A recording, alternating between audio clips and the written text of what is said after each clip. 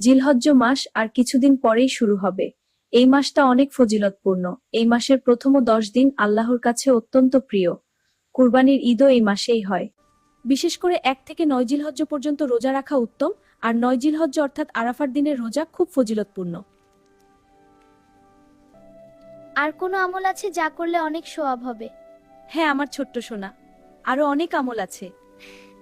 5 ওয়াক্ত নামাজ সময় মতো পড়া, নফল নামাজ পড়া, তাহাজ্জুদ আদায় করা, বেশি বেশি দোয়া করা, ইস্তেগফার পড়া, দরুদ পড়া।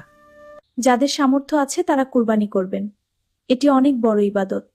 আল্লাহ যেন আমাদের সবাইকে এই মাসের আমল করার তৌফিক দেন। আমিন। চুল আর নখ কি কেটে ফেলতে হবে? যে কুরবানি করার ইচ্ছা করে এবং জিলহজ্জের চাঁদ দেখা যায় তখন সে যেন কুরবানি করা পর্যন্ত তার চুল ও নখ না কাটে।